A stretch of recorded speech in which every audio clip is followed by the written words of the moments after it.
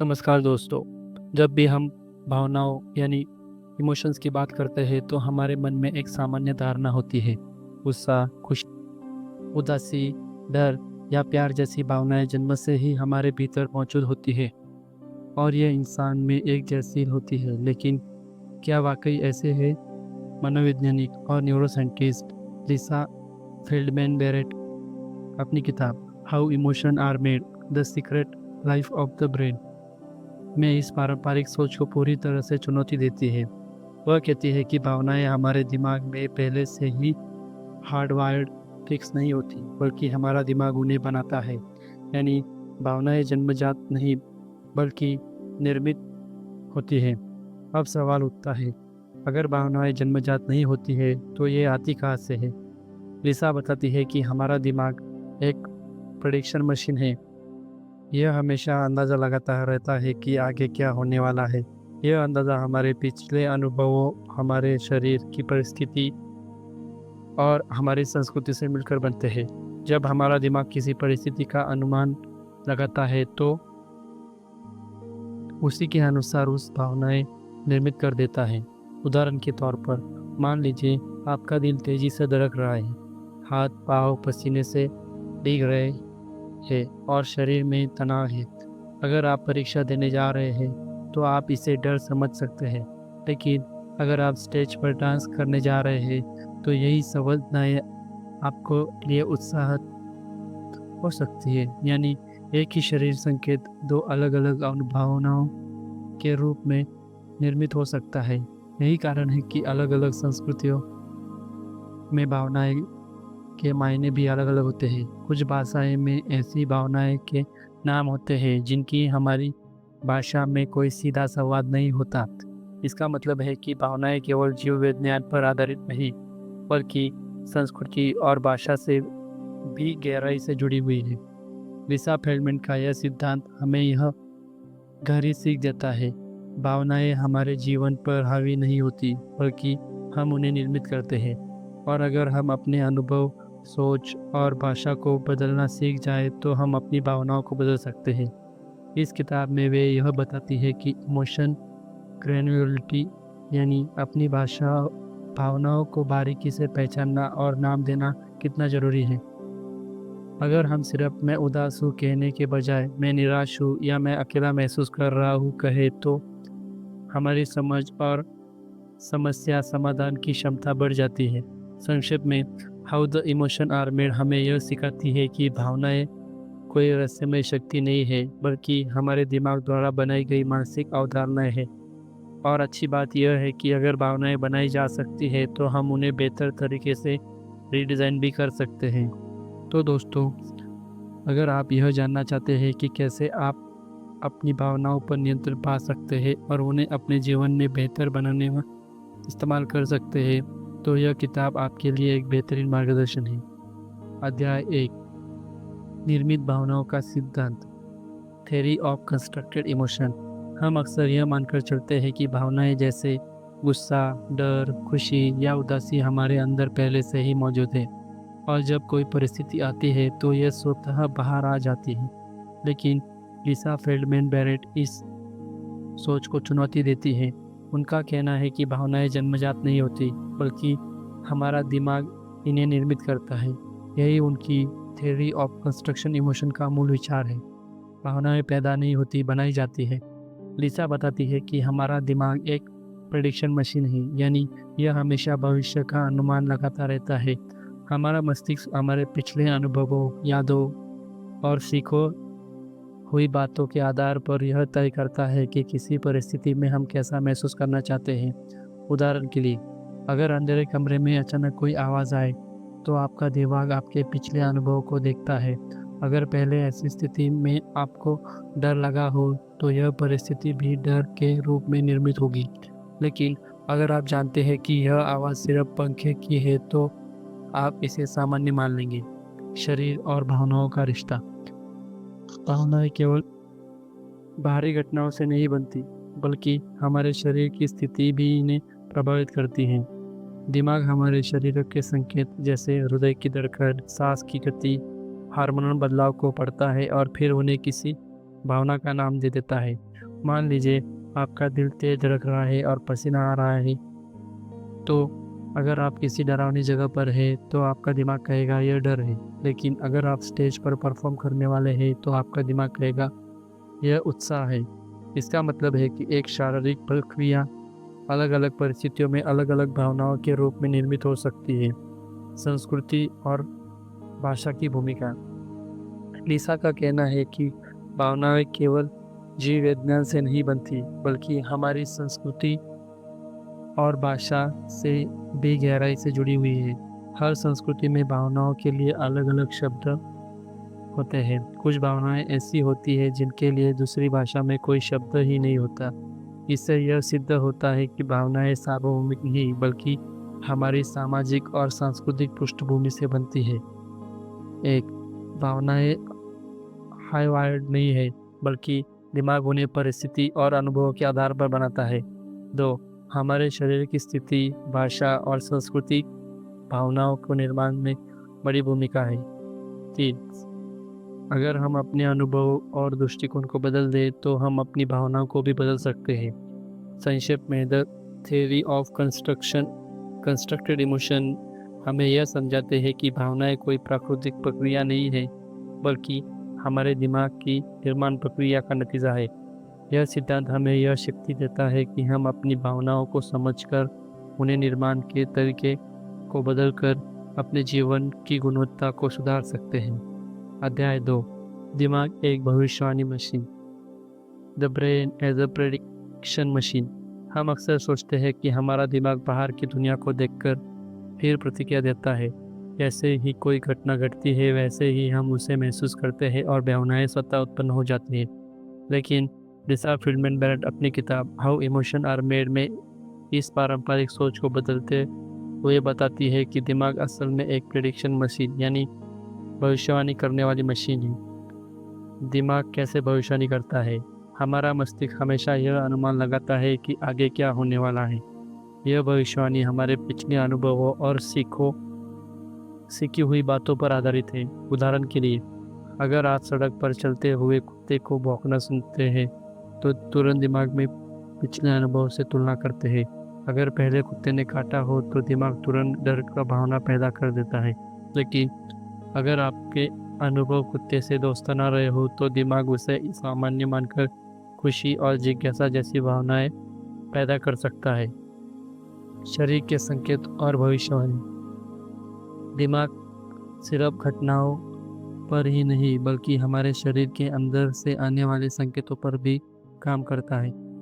दिल की धड़कन, सांस की गति, भूख, थकान, हार्मोन का स्तर, इन सबको दिमाग पढ़ता है और फिर उनके आधार पर अनुमान लगाता है कि इस वक्त कौन सी भावना उत्पन्न होनी चाहिए।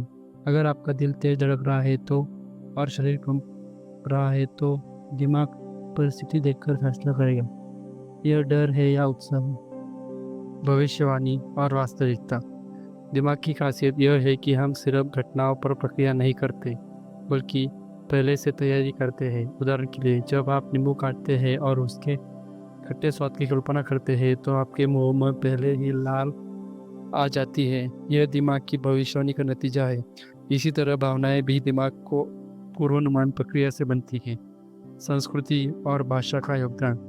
भविष्यवाणी का यह मॉडल यह भी समझाता है कि क्यों अलग अलग संस्कृतियों में लोग एक ही परिस्थिति को अलग अलग तरह से महसूस करते हैं। भाषा और संस्कृति दिमाग को यह फ्रेमवर्क देती है कि किस परिस्थिति में कैसी प्रक्रिया देनी चाहिए। एक, दिमाग घटनाओं पर प्रक्रिया नहीं करता बल्कि पहले से भविष्यवाणी करता है।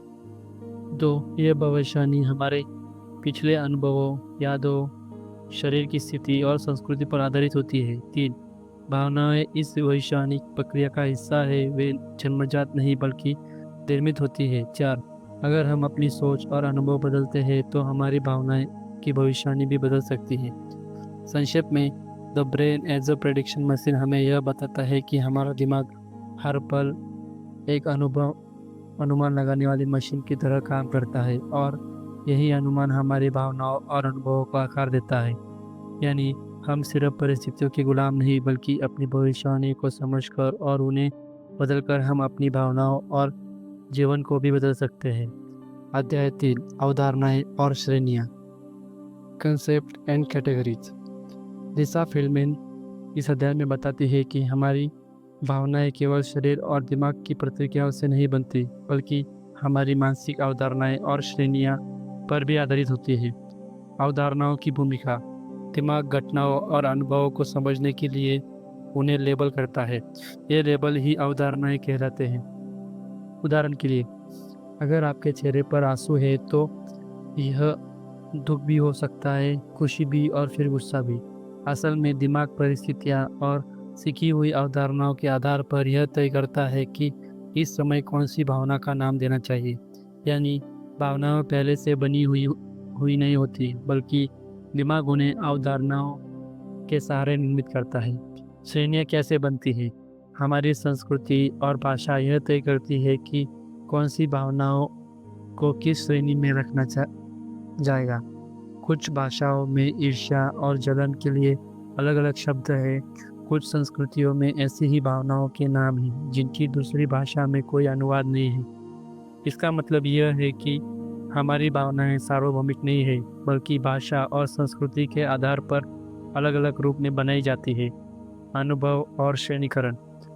जब दिमाग शरीर के संकेतों और बाहरी दुनिया को देखता है तो वो पिछले अनुभवों से तुलना करता है और उन्हें किसी श्रेणी में डाल देता है। यही कारण है कि एक ही घटना अलग अलग लोगों को अलग अलग भावनाएं उत्पन्न कर सकती है। उदाहरण के लिए, बारिश किसी के लिए खुशी और रोमांस का प्रतीक हो सकती है जबकि किसी के लिए उदासी और अकेलेपन की भावना जगा सकती है। मुख्य सीख। भावनाएं हमारी मानसिक अवधारणाओं और श्रेणियों पर आधारित होती है। भाषा और संस्कृति इन श्रेणियों को आकार देती है। हमारी भावनाएं व्यक्तिगत और सामाजिक अनुभवों का मिश्रण है, न कि सार्वभौमिक सत्य। अगर हम नई अवधारणाओं और श्रेणियों को सीखें तो अपनी भावनाओं को समझने और नियंत्रण करने की क्षमता बढ़ सकती है। संक्षेप में, कंसेप्ट एंड कैटेगरी हमें यह समझाता है कि भावनाएं हमारे दिमाग की बनाई हुई मानसिक परिभाषाएं हैं। हम उन्हें जितना स्पष्ट और विविध रूप से पहचानेंगे, हमारी भावनात्मक बुद्धिमत्ता इमोशनल इंटेलिजेंस उतनी ही गहरी होगी।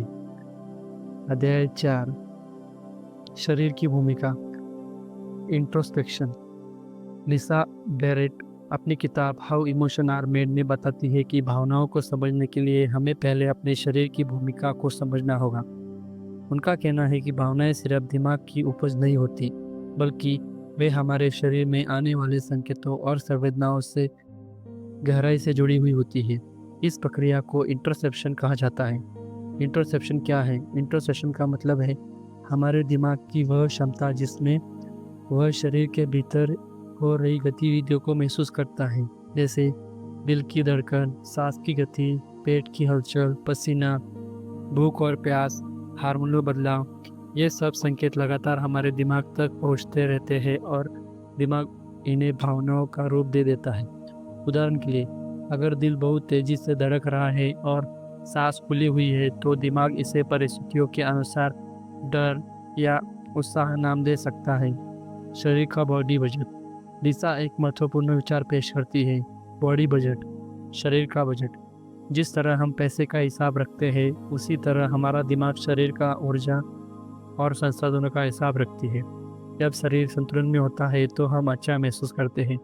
जब शरीर का बजट बिगड़ता है, जैसे नींद की कमी, भूख, तनाव, तो हम चिड़चिड़ और उदास महसूस करते हैं। इसका मतलब है कि हमारी भावनाएं अक्सर हमारे शरीर के बजट का परिणाम है। इंट्रोस्पेक्शन और संस्कृति। हर व्यक्ति और हर संस्कृति शरीर के संकेतों की व्याख्या अलग अलग ढंग से करती है। एक ही धड़कते दिल को कोई घबराहट कह सकता है तो कोई जोश मान सकता है। यानी भावनाएं शरीर और दिमाग को साझेदारी से बनती है। इंटरसेप्शन और भावनात्मक निर्णय। अगर हम अपने शरीर के संकेतों को बारीकी से समझना सीख जाए तो हम अपनी भावनाओं को भी नियंत्रित कर सकते हैं। उदाहरण, अगर तनाव में हम यह पहचान लें कि सिर्फ दिल ही की तेज धड़कन है तो हम घबराहट के बजाय ऊर्जा समझ सकेंगे। ध्यान, योग और श्वास तकनीकें हमें अपने शरीर को संवेदनाओं को समझने और संतुलित करने पर मदद करती हैं। भावनाएं सिर्फ मानसिक नहीं बल्कि शारीरिक संकेतों से भी निर्मित होती हैं। दिमाग बॉडी बजट संभालते हुए शरीर की परिस्थितियों को भावना का नाम देता है। एक शरीर भी शारीरिक अनुभव अलग अलग भावनाओं के रूप में ले सकता है। एक ही शारीरिक अनुभव अलग अलग भावनाओं का रूप ले सकता है। अगर हम इंटरसेप्शन को समझ बढ़ाए तो हम अपने भावनात्मक जीवन और अधिक नियंत्रण और सकारात्मक बना सकते हैं। तो दोस्तों, the role of the body interoception हमें यह सिखाता है कि भावनाएं हमारे शरीर और दिमाग की साझा भाषा है। अगर हम अपने शरीर के संकेतों को सही ढंग से पढ़ना सीख जाए तो न सिर्फ अपनी भावनाओं को बेहतर समझ सकते हैं बल्कि उन्हें अपने जीवन के लिए एक सकारात्मक शक्ति बना सकते हैं। अध्याय 5, भावनाओं में संस्कृति और भाषा की भूमिका। लिसा बताती है कि भावनाएं केवल जैविक प्रक्रियाओं से नहीं बनती बल्कि हमारी संस्कृति और भाषा भी यह तय करती है कि हम भावनाओं को कैसे पहचानें और व्यक्त करें। संस्कृति का पड़ाव। हर संस्कृति की अपनी भावनात्मक शब्दावली होती है। कुछ संस्कृतियों में शर्म को बहुत गहराई से अनुभव किया जाता है जबकि अन्य संस्कृतियों में यह भावना उतनी महत्वपूर्ण नहीं होती। जापान में एमी नाम की भावना है जिसका अर्थ है दूसरों पर प्यार सा निर्भर रहना। यह भावना पश्चिम भाषाओं में नहीं मिलती। इसका मतलब यह है कि हमारी संस्कृति यह तय करती है कि हम कौन सी भावनाएं हमारे लिए महत्वपूर्ण होगी और हम उन्हें किस तरह रूप में समझेंगे। भाषा की भूमिका। भाषा भावनाओं को परिभाषित तय करती है। अगर हमारी भाषा में किसी भावना का शब्द ही नहीं है तो उसे पहचानना और समझना मुश्किल हो जाता है। जब हम अपने अनुभव को शब्द देते हैं तो हमारा दिमाग उस भावना को एक कंसेप्ट में डाल देता है। अगर कोई व्यक्ति चिंता महसूस करता है लेकिन उसे सही शब्द नहीं मालूम तो वह इसे सिर्फ अजीब लगना समझ सकता है, पर जैसे ही वो चिंता समझ सकता है उसका अनुभव स्पष्ट हो जाता है। संस्कृति प्लस भाषा इक्वल टू भावनाएं। संस्कृति और भाषा मिलकर हमारे दिमाग को एक ढांचा देती है। यही ढांचा यह तय करता है कि हमारे दिमाग से आने वाले संकेतों को हम किस भावना का नाम देंगे। एक संस्कृति कह सकती है कि यह डर है तो उसकी संस्कृति इसे उत्साह मान सकती है। मुख्य सीख। भावनाएं सार्वभौमिक नहीं बल्कि सांस्कृतिक आधारित होती है। भाषा भावनाओं को पहचानने और व्यक्त करने का उपकरण है। बिना भाषा के हम अपनी भावनाओं को सही ढंग से न समझ पाते। संस्कृति और भाषा मिलकर भावनाओं को नक्शा बनाती है। संक्षेप में यह अध्याय हमें यह सिखाता है कि भावनाएं केवल हमारे शरीर या दिमाग की रचना नहीं है बल्कि हमारी संस्कृति और भाषा उन्हें आकार देती है। जितनी समृद्ध हमारी भाषा और संस्कृति होगी उतनी ही गहराई से हम अपनी भावनाओं को समझ पाएंगे और व्यक्त कर पाएंगे। अध्याय 6, सार्वभौमिक भावनाओं के मिथक। बहुत लंबे समय तक यह माना जाता है कि सभी इंसानों में कुछ भावनाएं सार्वभौमिक होती है, जैसे खुशी, दुख, गुस्सा, डर, घृणा और आश्चर्य। वैज्ञानिकों का दावा था कि इन भावनाओं के चेहरे के भाव हर जगह समान होते हैं, लेकिन लिसा फेल्डमैन बैरेट इस धारणा को चुनौती देती है और बताती है कि यह एक मिथक है। सार्वभौमिक भावनाओं की सीमा। शोध में यह पाया गया है कि अलग अलग संस्कृतियों में लोग एक ही चेहरे के भाव को अलग अलग अर्थ देते हैं। उदाहरण के लिए पश्चिम दुनिया में सिकोड़ना गुस्से का प्रतीक होता है, लेकिन अन्य संस्कृति में यह ध्यान या गहराई से सोचने का भी संकेत हो सकता है। इसी तरह मुस्कान हमेशा खुशी की निशानी नहीं होती। कभी कभी यह शर्म, घबराहट और सामाजिक शिष्टाचार का भी हिस्सा होता है। भावनाएं बनाई जाती है, जन्मजात नहीं। बैरेट का कहना है कि भावनाएं हमारे दिमाग द्वारा बनाई जाती है, न कि हम जन्म से तय होती है। दिमाग हमारे शरीर के संकेतों जैसे दिल की धड़कन, पसीना, सांस की गति को पढ़ता है। फिर वह इन संकेतों को भाषा, संस्कृति और पिछले अनुभवों के आधार पर किसी भावना को नाम देता है। दिल की धड़कन तेज होना कभी डर माना जा सकता है तो कभी उत्साह। यह हमारी व्याख्या पर निर्भर है, न कि किसी सार्वभौमिक नियम पर।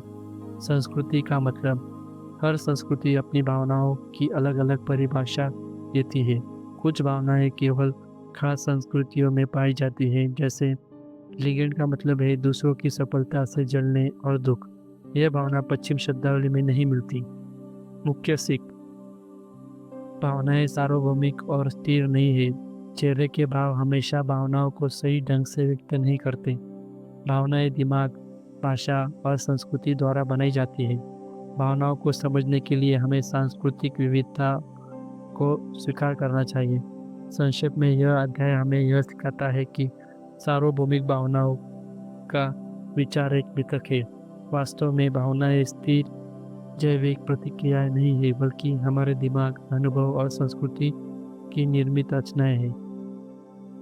अध्याय 7, व्यावहारिक निहितार्थ, प्रैक्टिकल इम्प्लीकेशन। लिसा पेरेट की निर्मित भावनाओं की थ्योरी केवल वैज्ञानिक दृष्टिकोण से ही नहीं, बल्कि हमारे रोजमर्रा के जीवन से भी इसके गहरे व्यावहारिक निहितार्थ, प्रैक्टिकल इम्प्लीकेशन है। यह अध्याय बताता है कि अगर हम समझ लें कि भावनाएं सार्वभौमिक और स्थिर नहीं है, बल्कि दिमाग द्वारा बनाई जाती है, तो हम अपने जीवन, रिश्ते और समाज को नया दृष्टिकोण दे सकते हैं। 1, आत्मनियंत्रण और भावनाओं की समझ। अगर भावनाएं स्थिर नहीं है, तो हम उन्हें बदल सकते हैं। इसका मतलब है कि गुस्सा आना स्वाभाविक है या मैं डरपोक हूँ जैसी धारणाएं केवल भ्रम है। हम अपनी भाषा, सोच और अनुभवों को बदलकर भावनाओं की व्याख्या बदल सकते हैं। उदाहरण, तेज धड़क को डर की बजाय उत्साह मान लेना हमें सकारात्मक दिशा में आगे बढ़ा सकता है। तो रिश्तों में सुधार, जब हमें पता चलता है कि हर व्यक्ति की भावनाएं उसके संस्कृति और व्यक्तिगत अनुभवों से बनती है, तो हम दूसरों को बेहतर समझ पाते हैं। यह दृष्टिकोण हमें अधिक सहानुभूति और धैर्य सिखाती है। अब हम यह नहीं मानते कि किसी के चेहरे का भाव देखकर उसकी भावना समझ ली जाए, बल्कि हम पूछना और समझना सीखते हैं। 3, कानून और न्याय व्यवस्था। पारंपरिक दृष्टिकोण मानता है कि अपराधी के चेहरे से उसकी भावनाएं पढ़ी जा सकती हैं, लेकिन बैरेट के शोध से पता चलता है कि यह गलत है। चेहरे के भाव हमेशा सही भाव नहीं दर्शाते। इसका सीधा असर अदालत, पुलिस और सुरक्षा एजेंसियों पर पड़ा है। अब हमें भावनाओं को समझने के लिए वैज्ञानिक और संदर्भ आधारित दृष्टिकोण अपनाना होता है। 4, शिक्षा और बच्चों का विकास। बच्चों को सीखना चाहिए कि अपनी भावनाओं को पहचाने और उन्हें भाषा दे।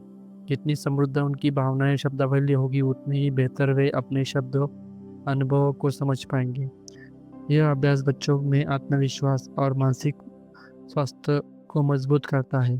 5, समाज और संस्कृति। भावनाओं की नई समझ हमें सांस्कृतिक विविधता का सम्मान करना सिखाती है। अब गुस्सा, खुशी या शर्म जैसी भावनाओं को एक ही दृष्टिकोण से नहीं देखा जा सकता। हर संस्कृति की अपनी भावनात्मक परंपरा है और हमें उन्हें समान रूप से मान्यता देनी होगी। भावनाएं स्थिर और सार्वभौमिक नहीं है, वे निर्मित होती है। हम अपनी भावनाओं की व्याख्या बदलकर जीवन की दिशा बदल सकते हैं। रिश्तों, न्याय व्यवस्था और समाज में यह दृष्टिकोण अधिक संवेदनशील और न्याय लगता है। शिक्षा और संस्कृति में भावनाओं की विविधता को अपनाना बेहद जरूरी है। संक्षेप में यह अध्याय हमें यह सिखाता है कि भावनाओं की नई समझ केवल वैज्ञानिक खोज नहीं, बल्कि हमारे व्यक्तिगत विकास, रिश्तों, कानून और पूरे समाज के लिए क्रांतिकारी बन सकती है। अध्याय 8, भावनात्मक सूक्ष्मता। लिसा बैरेट के अनुसार भावनाएं को समझने के लिए और नियंत्रित करने के लिए सबसे बड़ी कुंजी है इमोशनल ग्रैन्युलरिटी, यानी भावनात्मक सूक्ष्मता। इसका अर्थ है कि अपनी भावनाओं को स्पष्ट, सटीक और विविधता के साथ पहचानना और व्यक्त करना। भावनात्मक सूक्ष्मता क्या है? अधिकतर लोग अपनी भावनाओं को केवल 2-3 शब्दों में सीमित कर देते हैं, जैसे मैं खुश हूँ, मैं उदास हूँ, मुझे गुस्सा है। लेकिन भावनात्मक सूक्ष्मता का मतलब है इन सामान्य लेबल्स से आगे बढ़कर भावनाओं को गहराई से पहचानना।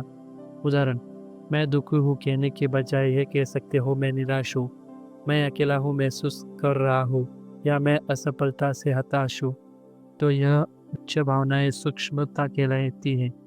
दिमाग पर प्रभाव। जब हम अपनी भावनाओं को सटीक रूप से नाम देते हैं, तो हमारा दिमाग उन्हें बेहतर तरीके से प्रोसेस करता है। यह हमारे निर्णय लेने की क्षमता को मजबूत करता है। इससे हमें अपनी भावनाओं पर ज़्यादा नियंत्रण मिलता है। दिमाग भावनाओं को केवल अच्छा बुरा की जगह सटीक अनुभव की रखता है। जीवन में फायदे। एक, तनाव प्रबंधन। अगर आप यह कह पाते हैं कि चिंतित नहीं बल्कि बेचैन है, तो आप बेहतर समाधान ढूंढ सकते हैं। दो, रिश्ते मजबूत करना।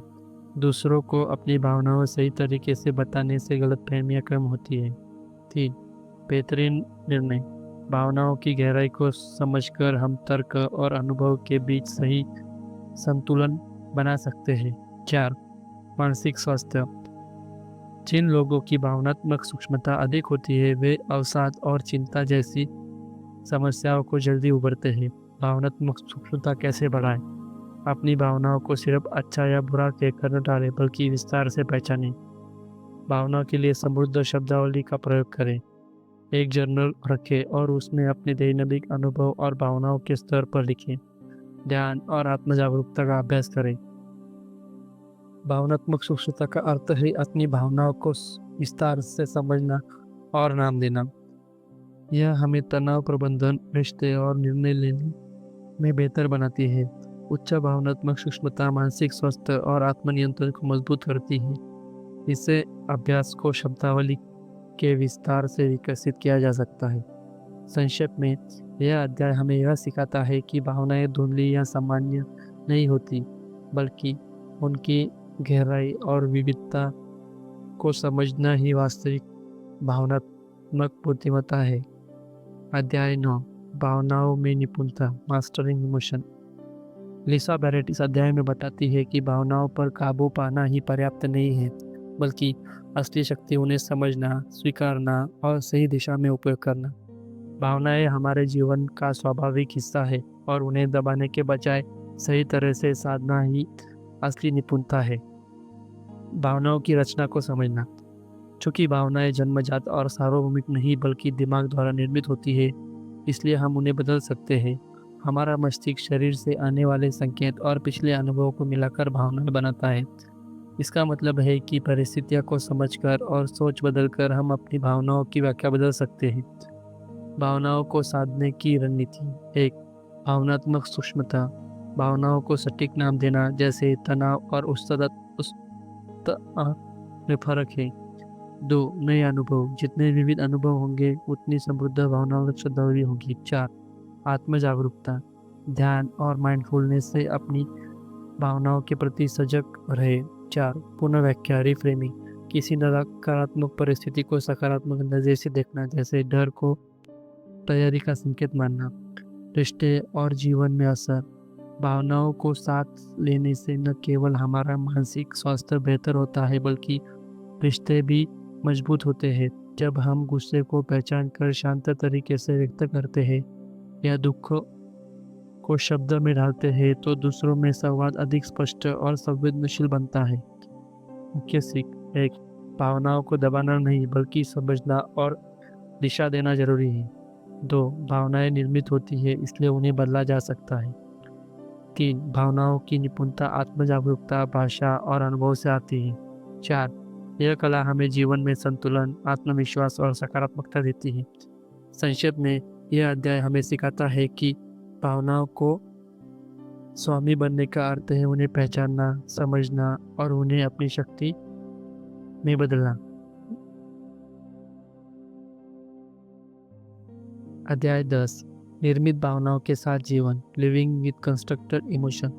लिसा फेल्डमैन बैरेट इस अध्याय में समझाती है कि जब हम यह स्वीकार कर लेते हैं कि भावनाएं जन्मजात या सार्वभौमिक नहीं है बल्कि हमारे द्वारा निर्मित की जाती है तो हमारे जीने का नज़रिया पूरी तरह से बदल जाता है। भावनाओं को नया नज़रिया।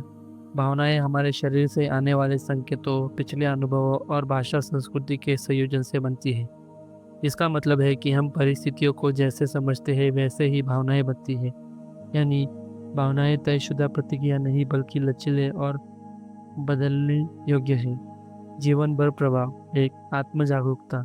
जब हमें पता चलता है कि हम अपनी भावनाओं के निर्माता हैं तो हम अपनी प्रतिक्रियाओं की जिम्मेदारी लेने से बचते हैं। दो, सकारात्मकता बदलाव। नकारात्मक भावनाओं को पुनः व्याख्या करने सकारात्मक दिशा दी जा सकती है, जैसे घबराहट को तैयारी का संकेत मानना। 3. स्वतंत्रता। अब हम यह मानकर नहीं चलते कि भावनाएं हमें नियंत्रित करती है, बल्कि हम उन्हें नया अर्थ देकर जीवन का संचालन करते हैं। रिश्ते और समाज में असर। जब हम यह समझ आता है कि दूसरों की भावनाएं भी उनके अनुभव और संस्कृति की उपज है, तो हम अधिक सहानुभूतिपूर्वक बनते हैं। इसमें गलतफहमियां कम होती है और रिश्तों में गहराई आती है। समाज भी भावनाओं की विविधता को स्वीकार करने लगता है। 1. भावनाएं जन्मजात नहीं बल्कि निर्मित होती है। 2. हम अपनी व्याख्या बदलकर भावनाओं की दिशा बदल सकते हैं। 3. निर्मित भावनाओं की समझ से हमें आत्म जागरूकता, स्वतंत्रता और सकारात्मकता दृष्टिकोण से मिलता है। 4. यह दृष्टिकोण व्यक्तिगत जीवन, रिश्ते और समाज तीनों से को बेहतर बनाता है। संक्षेप में यह अध्याय हमें यह सिखाता है कि निर्मित भावनाओं के साथ जीने का मतलब है अपनी भावनाओं का मालिक बनना, उन्हें समझना और उन्हें अपने जीवन, अपने विकास का साधन बनाना। तो दोस्तों, आज हमने लेखक लिसा बैरेट की अद्भुत किताब हाउ इमोशन आर मेड की गहराई को समझा। यह किताब हमें एक नया दृष्टिकोण देती है और हमारी भावनाएं वैसी नहीं है जैसी हम अब तक मानते आए हैं। हमने बचपन से सुना है कि गुस्सा, दुख, खुशी, डर, आश्चर्य और गुनाह जैसी भावनाएं सार्वभौमिक और स्थिर हैं। लेकिन बैरेट बताती है कि यह सच नहीं है। भावनाएं हमारी शरीर में चलती रही प्रक्रिया, दिमाग की भविष्यवाणी करने की क्षमता और संस्कृति, भाषा और पिछले अनुभवों को निर्मित होती है। यानी भावनाएं कोई तयशुदा जन्मजात प्रक्रिया नहीं, बल्कि हर क्षण हमारे दिमाग की बनाई गई भी रचनाएं हैं। भावनाओं की नई समझ। इस किताब से हमने सीखा कि जब हमारा दिल तेज से धड़कता है, तो हमें पसीना आता है, तो यह जरूरी नहीं है कि इसका मतलब डर ही हो। वही स्थिति उत्साह भी हो सकती है, अगर हम उसे उस रूप में समझेंगे। इसका अर्थ यह है कि हम अपनी भावनाओं की व्याख्या बदलकर अपने अनुभव और जीवन की दिशा बदल सकते हैं। भावनात्मक सूक्ष्मता।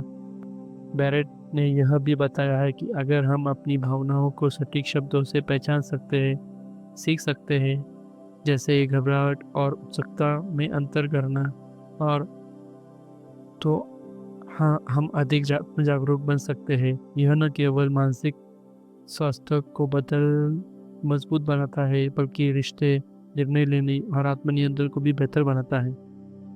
रिश्ते और समाज पर असर। जब हमें यह समझ आता है कि हर व्यक्ति की भावनाएं उसके अनुभव और संस्कृति की उपज है, तो हम दूसरों के प्रति अधिक सहानुभूतिपूर्वक और धैर्यवान बन जाते हैं। अब हम यह गलती नहीं करते कि केवल चेहरे के भाव देखकर किसी की भावनाओं का अनुमान लगा लें। कानून, शिक्षा और जीवन में महत्व। इस किताब की सोच सिर्फ व्यक्तिगत स्तर पर सीमित नहीं है, इसका असर कानून, शिक्षा और समाज में भी दिख सकता है। न्याय व्यवस्था में अब केवल चेहरे के भाव पर आधारित अपराधी या गवाह की भावनाओं नहीं आंकी जा सकती। शिक्षा में बच्चों को भावनाओं की समृद्धि सिखाकर उन्हें अधिक जागरूक और सक्षम बनाया जा सकता है। और जो कि व्यक्ति जीवन में यह समझ ले, भावनाओं का गुलाम बनने से बचती है और उन्हें शक्ति में बदला सकती है। अंतिम संदेश। भावनाएं जन्मजात नहीं बल्कि दिमाग की निर्मित रचनाएं हैं। हम अपनी भावनाओं की व्याख्या बदलकर उन्हें नियंत्रित कर सकते हैं। भावनात्मक सूक्ष्मता और आत्म जागरूकता हमें मानसिक, भावनात्मक और सामाजिक रूप से मजबूत बनाती है। इस दृष्टिकोण से जीवन जीने का मतलब है भावनाओं के मालिक बनना, न कि उसके गुलाम। दोस्तों, हाउ इमोशंस आर मेड हमें यह सिखाती है कि भावनाएं बोझ नहीं बल्कि हमारे विकास का सबसे बड़ा साधन है। अगर हम उन्हें समझ लें, तो जीवन और भी अधिक सार्थक और सुंदर हो सकता है। अगर आपको यह वीडियो अच्छा लगा और इससे कुछ नया सीखने को मिला, तो कृपया लाइक करें और कमेंट करें और चैनल को सब्सक्राइब करना न भूलें। आपकी प्रतिक्रिया हमें और बेहतर कंटेंट बनाने के लिए प्रेरणा देती है। धन्यवाद। मिलते हैं अगले किताब की समरी में। अलविदा।